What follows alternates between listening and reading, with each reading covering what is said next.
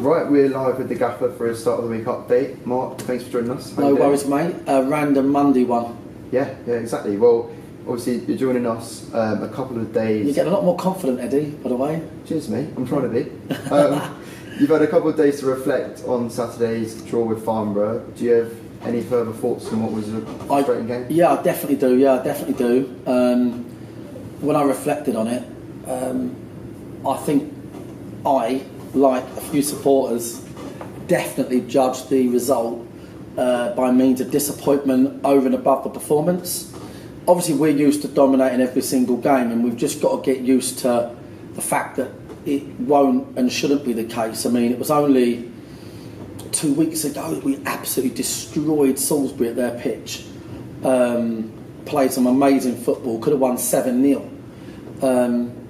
But obviously, when you're on a good run, everybody, including the management and the players, they get used to everything going their own way. And Saturday was a bit innocuous at the end of the game. I thought about it, and I thought, you know what? I'm not sure Farnborough should have got as excited as they did. And I watched it back on Sunday morning, the whole 90 minutes in real time as well. Didn't even speed it up, and I was right. And for about an hour, we were clearly the better side. For about an hour, conceded a really poor first goal. Should do a lot better, but it was a great finish from Holmes. But for an hour, we were really comfortable. Possession, duels, etc. And then they had a shape change, and that's what flummoxed us. They went to a diamond, and in all of our prep, and we do a lot of prep, they don't ever do that. So we was frantically thinking, what have they done here? And the lads were saying to me, I think it's a diamond. I was like, it can't be a diamond. So we're just looking who's playing. And it was that sort of 15-20 minute period where we was at absolute 6 and 7s. And then once we sorted it out, after Harrison Folkes' unfortunate injury, and then once we sorted it out, the game basically changed again. And we probably finished slightly the stronger, but for all the sort of hot air, and rightfully so, hot air from Farnborough and their fans. And do you know what? There's a part of me that loves it when I see the fans celebrate like that, because they've all come down here, put money in our till, and I really bloody appreciate it. And they've had a great day getting a point at Dorking, right? And that's the bottom line.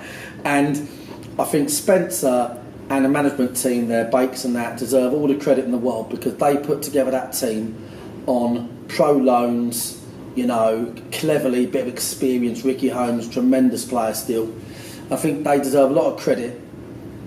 Anyway, so I thought, I'm going to just be reserved on my thoughts. Because obviously I told the players I think they should all fuck off, and everybody else said we were shit. And I thought, having watched it back, I thought I'm just going to hold on to those thoughts. I want to see the data. And I got the data this morning, and it literally verbatim said exactly what I thought. Across the game, dominated possession, dominated chances across the game. It actually showed that during that period we had a real loss of duels, which was because we weren't picking up in the way we normally do. We weren't locked on man for man. So, there was a few areas, I think there's a few sort of individuals that didn't have a great game in isolated roles that I think in hindsight we might pick another player, but for that particular game. But the real sort of at 2-0, we're so comfortable. We can go 3-0 comfortably. Jimmy's tearing them a new one at 2-0, and it looks like it's going to be any scoreline you want it to be. But Keeley wins a great duel in the far corner. Their 10 gets loose, brilliant goal. Holmes put them back in the game, and to all their credit, they stayed in it. Great formation change at the right time, good substitution. They got a point. From my point of view, Alfie, I took him off because he hurt his hand, so he's in a lot of pain. And Brennan's hamstring basically went, so that's why Brennan come off. So we forced into a couple of changes that weren't ideal. But yeah, listen, it's always the same, right? If you lose 6 games and then you win 1-0, everybody's buzzing, and no matter how you win, they're all going up the town buzzing. But football's a funny old game, isn't it? You know, the more you are successful, the more you expect it, and you can never be expectant in football. The teams in this league, like Farnborough showed, are more than good enough on their day to put up a performance. You know, we've seen teams in the top of this table. I think Worthing the other week went to Slough and got hammered, and it'll continue to happen until the season finishes. Right? It's a dog-eat-dog league, and you know, we've just got to measure things maturely and properly. We've had a brilliant run. We're still in that run, actually, probably a couple of points dropped Saturday, but actually, overall, it weren't spectacular. I definitely accept that, but it wasn't as bad as the result felt. That's what I'd say. Yeah, absolutely. I mean, that result rounded off February undefeated. Are you happy with how the team's developed throughout the season getting to this point? Listen, I mean, we shouldn't be where we are. Who knows if we'll stay there? Who knows if we will, you know, get knocked off our perch and come back? Everybody's playing everybody. It's, you know, I know we all look at the table, but in reality, everybody's got to play everybody. And we were probably about 2.5 weeks ago. There's probably 6 teams in a better position than us, and then all of a sudden we won 4 games, and it's like, oh, look at that. So I think we can expect lots of changes. But Feb was a brilliant month. If someone said to us, you're going to win all your games, draw a couple in an 8 or 9 game month, whatever, you'd take their arm off. We've had a brilliant month.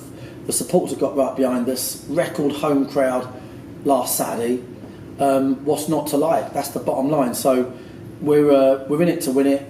We're in it to make sure we finish the season as well as we can. There's going to be highs and lows, and we just want to try and force as many highs as we can. You mentioned Alfie and Brennan. Are there any other fresh injury concerns with the squad? No, Alfie will be fine. By the way, it's just a little bit of a regular strain, but in the heat of a game, when when your blood flows going, he was in a lot of pain. Brennan, I don't think will make Saturday, but we're really excited because Josh Brooking's fully fit, and we know that Josh Brooking is a magnificent player. Everybody else pretty much available. So yeah, we continue to just worry about the next opponents really.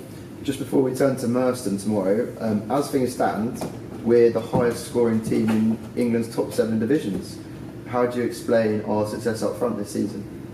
We've got goals from everywhere, haven't we? I think that's the thing, and we dominate most matches, so we're going to create more last third actions than most, and we've got players that can score goals from, both of our high 8 score goals, 3 strikers that score goals, wingers that score goals really, so it's good. It's a good one to have that. I mean, last time we got promoted from this league, and I'm not drawing a comparison with getting promoted because who knows, but only Fulham had more goals.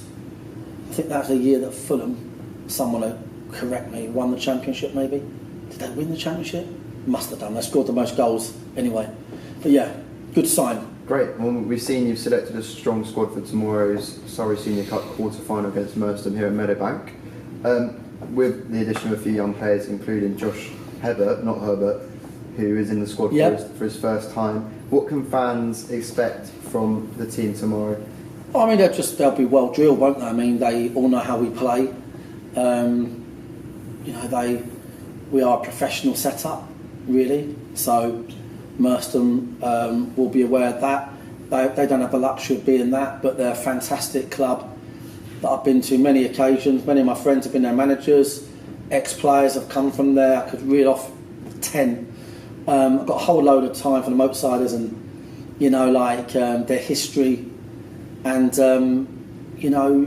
like us, there'll be a club run by hard-working volunteers. So, that said, we're going to try and hammer them. Great. That's how it works. Good luck tomorrow, mate. Cheers, mate. See you later.